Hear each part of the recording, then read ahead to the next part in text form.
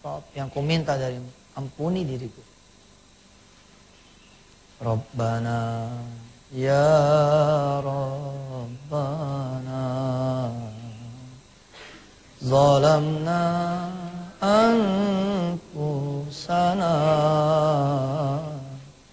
wa illam taghfir lana, wa tarhamna, lanakunanna minal khasirin. Buat apa kita genggam kita punya harta, tapi kemudian kita dihadapkan pada hari hisab nanti, harta kita nggak menyelamatkan. Halaka anni maliya.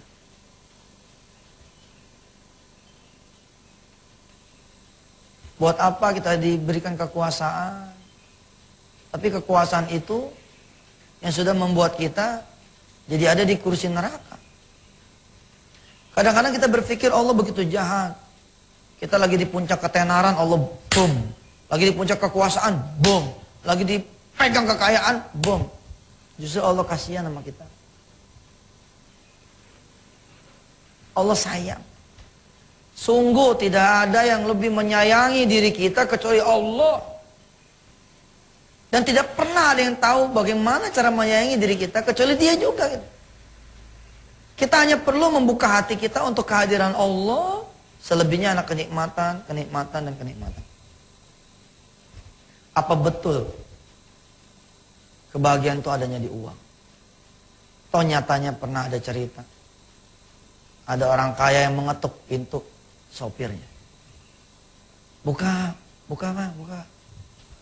Begitu dibuka sama si sopir, bapak, gue mau tidur sini deh, gue puyeng. Pada si sopir, barusan tadi siang merindukan, pengen tinggal di rumah majikan.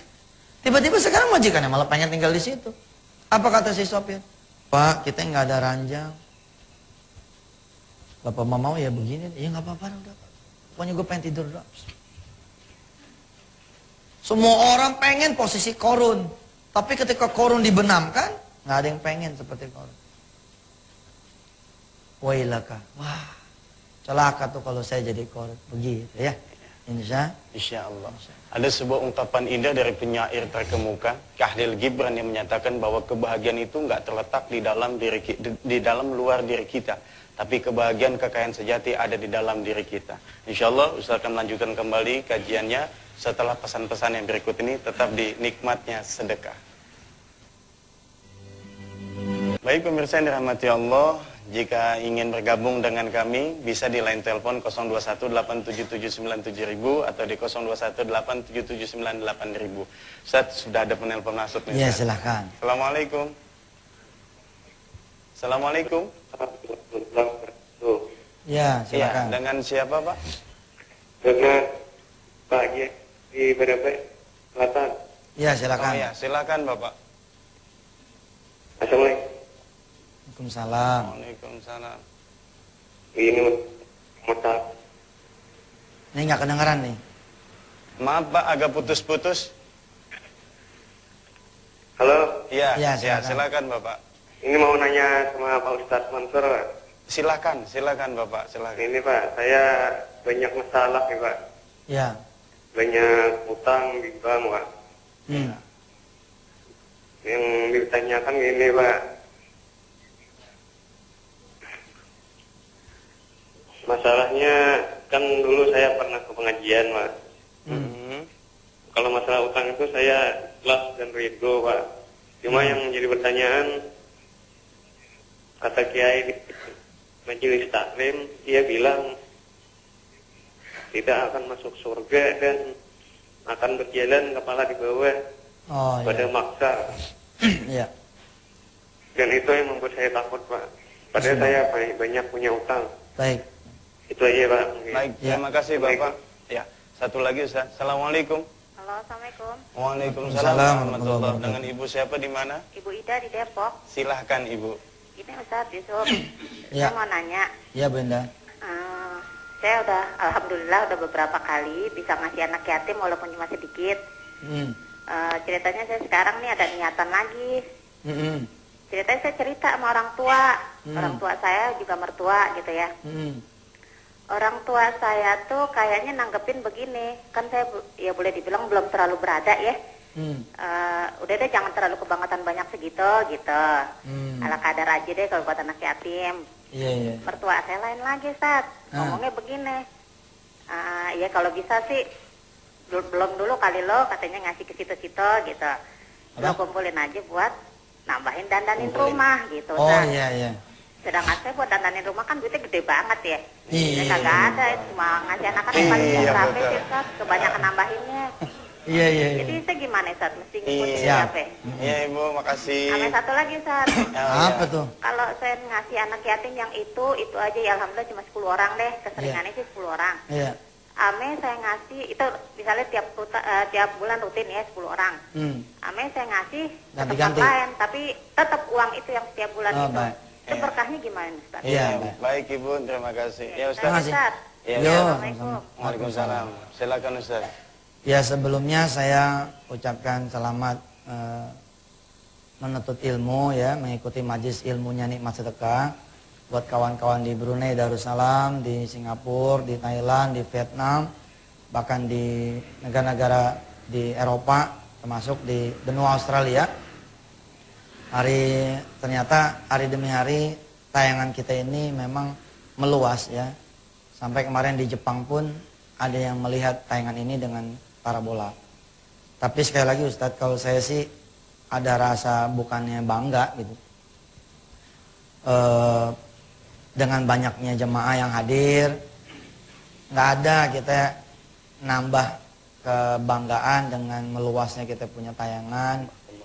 Ya, yang saya bangga adalah bagaimana kalau kemudian tayangan ini manfaat, gitu. Baik, untuk saudara yang pertama, bahwa benar nggak kalau utang itu kemudian nggak kebayar, nggak dibayar, dia akan ngegantung di kaki langit. Benar. Itu kalau orang yang kagak punya nawa itu, nggak ada ikhtiarnya. Kalau udah ada nawa itu, udah ada ikhtiarnya, aduh, Allah mah Ghafurur Rahim. Masa iya dia mau gantung kita, jadi pocong ntar kita. Ya jadi setan. Ya dia nggak mau dong bikin kita jadi susah. Allah tuh Maha Pengampun, betul. Makanya ahli warisnya kan suka ngomong, ya. Ahli waris nih si jenazah kan ngomong nih menjelang disolatin apa gimana gitu kan, kepada bapak ibu jamaah yang dirahmati Allah, apabila ada tanggungan si mayit ini, dan bapak ibu silakan ngadu ke saya selaku ahli waris. Insya Allah saya akan minta maaf. Bukan pengen bayar nih, minta maaf. Allah nanti akan melihat. Finalisasinya kan adanya di tangan Allah toh. Gitu. Tapi kalau kita punya duit nih 10 juta, kita punya utang 500.000, punya utang 1 juta, kita nggak usah bayar. Nah yang begitu itu yang digantung. Digantung bukan karena utangnya, digantung karena niatnya emang udah jelek. Siapa orang kalau emang niatnya jelek, emang digantung sama Allah gitu. Ini bukan selalu sabab utang. Terus yang kedua, sering kendala klasik adalah orang tua kita, mertua kita. Atau anak barangkali. Atau suami atau istri. Makanya saya bilang, jangan lupa doain mereka semua. Kita orang barangkali karena merasa udah dapat ilmunya, pengen jalan duluan. Jalan mah biar bagaimana enakan bareng-bareng. Nah supaya bisa jalan bareng-bareng, pertama jangan underestimate ke orang deket kita. Tat, saya mah kalau izin sama suami gak bakalan dikasih. Belum apa-apa udah ngomongnya begitu. Doa dong sama Allah, ya Allah saya pengen ngomong nih sama suami, pengen ngasih anak yatim. Mudah-mudahan ya Allah, Engkau memberikan jalannya supaya suami saya bisa ngikut saya ngasih makan anak yatim. Entah jangan-jangan malah suaminya yang ngomong begini. Kita udah kelamaan nih gak ngasih makan anak yatim, ngasih makan anak yatim yuk tuh. Gitu. Wah, emas saya emang gak bakal setuju Ustaz. Belum kita yang ngomong, belum apa. Belum kita berdoa juga sama Allah kan? Nah terus mengenai bagaimana kalau anak yatimnya itu aja, mana yang lebih barokah dibanding dengan anak yatimnya ganti-ganti. Yang lebih barokah